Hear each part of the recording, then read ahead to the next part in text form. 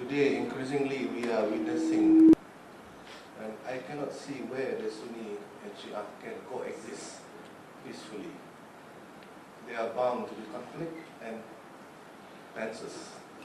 We have witnessed this thing happening in Bahrain, Syria, Lebanon, to a certain extent, Iraq, Yemen, and eastern part of Saudi Arabia, and nearer to home, let us say, Indonesia and southern Thailand.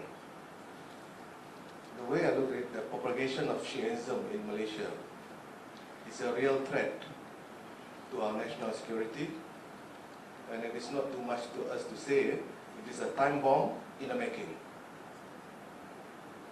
We know very well that this Shia political ideology comes from abroad.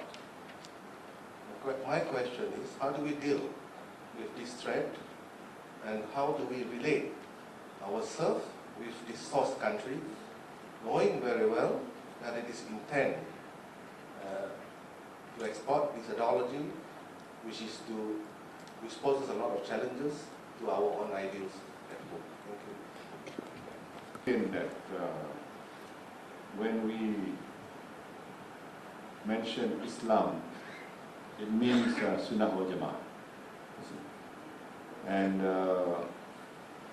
Shia is a school of thought that we do not recognize. And you're right to say that the Sunni-Shia conflict exists in many parts of the world. And behind the conflict that's happening in many parts of West Asia is really the Sunni and Shia rivalry. The most idealistic situation is that the Shia and the Sunnis should be like a two-lane highway. You stay within your lane, and we stay within our lane. We have a common destination. For as long as you don't try to bump off each other, we can live in peace and harmony, you see. But that is the ideal world. Unfortunately, it doesn't happen like that. Shia, again, we understand they are an ideology that is bent on expanding their ideology and overcoming or trying to subsume Sunnis everywhere they are. They're not a source of problem when they're small, but when they are strong, then they will emerge and they will be in direct conflict with Sunni. So we must prevent that from happening in Malaysia. And that is why we are monitoring the situation very closely. We don't allow the propagation of Shia in this country. Authorities are keeping a watchful eye on individuals who may be involved in the propagation of Shia. So the monitoring is being done very, very carefully now, more seriously than ever before. It is still under control. It is hard to get evidence if someone is a Shia. The problem is when you confront somebody, he or she will deny. There's no such thing as smoking gun. Because if you steal something, there's evidence of the goods that's stolen. But when you talk about faith, it's called Aqidah. It's all inside you see.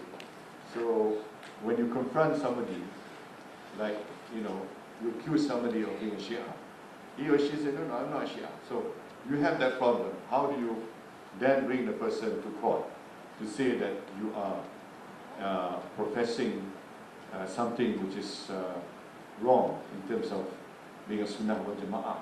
So we say that to be Sunni, to be a Shia, it's hard to prosecute, but you cannot propagate. The moment you propagate, then action can be taken against you. So that's where we stand. But I believe the situation is still under control. We are watchful of the Iranian activities here, of course, but still we've been able to manage it so far. So it is something which is on our radar screen now. Thank you. For us to transform the way we conduct diplomacy in order for Wisma Putra to meet the expectations of the government and Rakyat as we advance towards 2020. Indeed, the Prime Minister has said that Malaysia has always succeeded in forging its own way in determining its development agenda and has been able to take an independent stance in domestic and international issues based on its national interests. And sir, we can assure you, although that we are somewhat lack financial tools that they're so required, and they've been very diplomatic with you here, but they gave me a hard time in the morning. But let us assure you, sir, that we will do our best in furtherance of our national interests. And on that note, let me once again thank you, sir, for spending your valuable time with us amidst your busy schedule.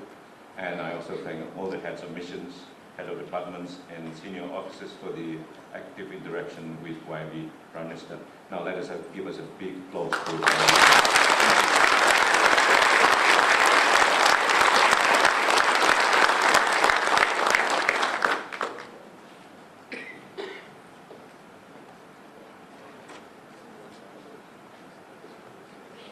Thank you Yang Berhormat Datuk Seri